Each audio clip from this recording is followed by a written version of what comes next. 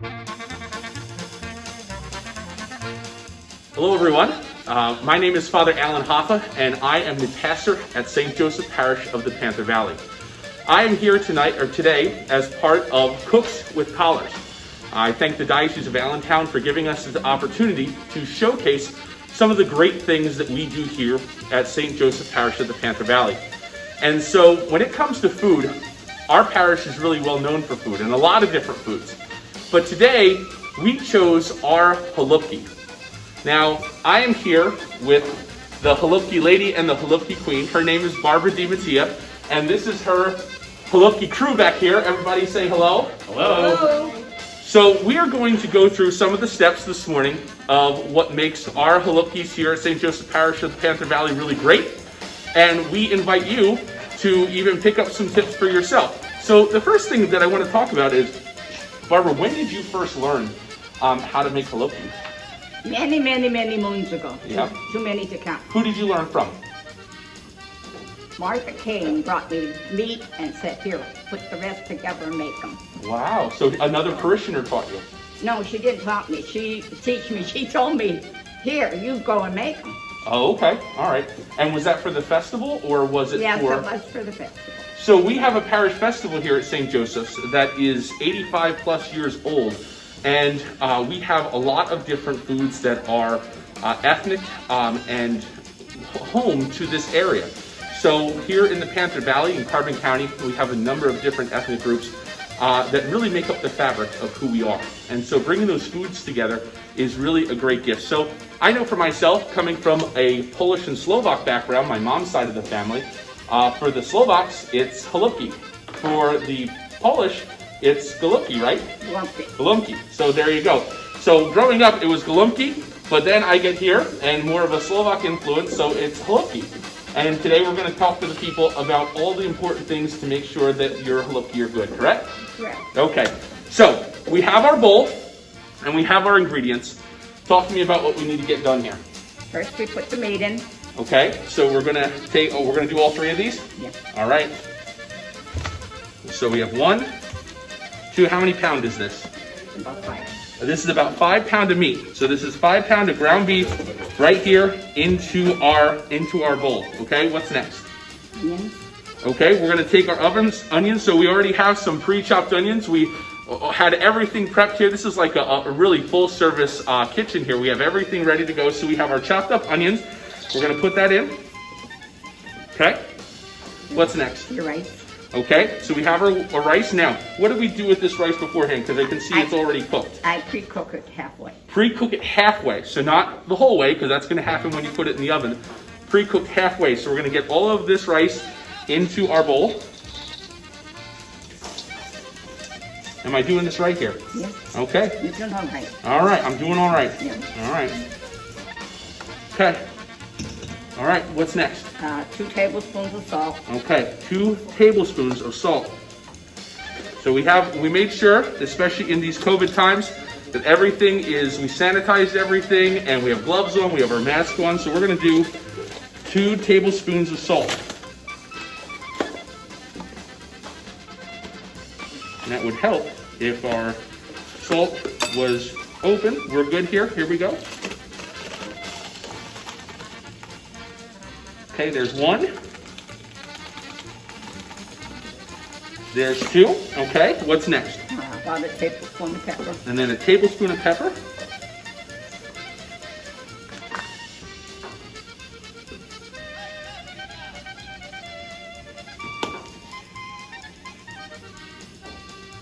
All right, there you go. 4 eggs. 4 eggs. All right, now I'm going to get really judged here because I see how my egg cracking skills are. We'll get you another bowl to put them in. Well, that wouldn't be. Then we're talking about high class stuff here, so we got to make sure that we have 1,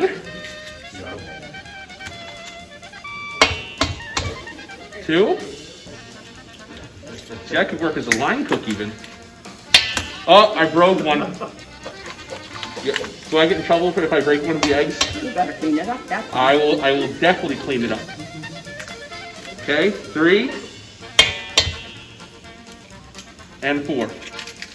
Okay, so we got our eggs. Talk to me about what's next. Well, if you want to mix, if not, Mike, my sidekick, always mixes. Well, Mike, you want to come up here and show us a good mix? Sure. Get your hands in there. Got gloves on. We're all good, and we're going to give it a good mix. Look at all that. So you got all of your ground beef, your onions, your salt and pepper, your eggs, and your rice all going together. So what would you say are some of the things that happen when people, maybe if they're a halupki, don't turn out the right way? What do they do wrong sometimes that can make it not be as good as the good stuff that we do? Possibly if they didn't pre-cook the rice. Okay, so got to make sure that that rice is, again, only halfway pre-cooked. Right. Okay, what else? That's about it. So pretty simple, and just making sure that your ratios are good. And a good mixer like Mike, that's a good point. Look at that, that's beautiful. Now the other thing that we have here is our cabbage is ready to go. We have our cabbage, it's cored, and then we would steam the cabbage in hot? Steam it in hot water. Steam it in hot water, Right. okay. How long is too long? How long is too short? Well, we make so many for the festival that we have to stand there by the pot and we knock them off. But enough they're pliable that you can roll with. Okay, so that it's pliable. Okay, so we have our mix here ready to go, and it looks really good all together. But we've already been staging things, and so I'm going to move this to the side here, and we're going to have our team bring up our already put together bowls of meat mixture and our pan for roasting the halupki. So we have our helpers here. Look at this. This is a great operation. All right. That'll work. Perfect. Thank you. Wonderful. Look at that. This is an all-star crew right here. Okay. So, Barbara, come on up here with me. Okay. So, we have our mix ready to go. We have our cabbage ready to go. So, tell me about this piece of cabbage that we have ready right here. Is it a good piece of cabbage? Yes, it is. Okay, so we're going to take one of the bowls of meat. Right.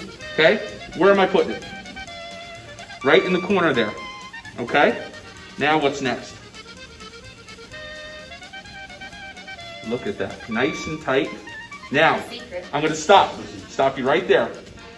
Folks, here is the secret. Some places have their secret sauce. We have the secret action. And the secret action is that some people just roll their halupki and then they sort of flap the ends underneath and put it in the pan. Not here at St. Joseph Parish of the Panther Valley. We go and we tuck the ends into the halupki. Look at that. That is a beautiful thing. So there's no cabbage that's flopping around and it's ready to go. Now, Okay. that will be a good one if you can roll it across. Okay, so I was told from the moment that I got here that if you can roll it across the counter, then it's no problem. So I'm going to move They'll this never back. fall apart. It'll never fall apart. So I'm going to see. Look at that. It's all intact in there, and it's a good one. See? So can I try my hand at it? Yep. I've I been don't waiting know. for that for a long time. Oh my goodness. She's been waiting for me to do it. Okay, so I'm going to tuck it in here. We're going to roll it up. Okay, and then I'm going to take my ends and I'm going to tuck them in. The pressure, folks, it's intense because we go through at our festivals probably about over 2,500 halupki. And so people come here from... Okay, now give it a squeeze just like Nathan with the extra hug.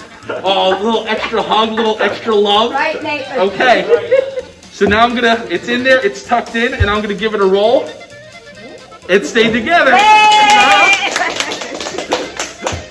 So we have our halupki ready to go. Of course, they're gonna go into our pan, and our pan already has some cabbage in there. And then we have some sauce here. Right. What do we do with the sauce? I usually like to use a little bit of cabbage water, Cabbage water? and then I put the sauce in. Okay, now what are we talking? Are we talking about sauce? Are we talking about crushed? What type of sauce? I usually use tomato soup, tomato paste, a little vinegar, a little sugar, and a little water. Oh, so there's the secret sauce right there. So that's the sauce that goes over top, and then we're putting them in the roaster. Right, And then they're going into the oven. right, What are we setting them for? 350. 350 for how long? Depending on the size of your roaster and how many halupkis you're baking, at least an hour and a half, maybe 2 hours, So an hour and a half to 2 hours depending on the amount you have. roasting in there with love. Right. All right. So can we get our people back there by the stove? Can we see what the good product looks like? We're going to bring it up here to the forefront, and we're going to show you what these beautiful halupki look like here at St. Joseph Parish of the Panther Valley.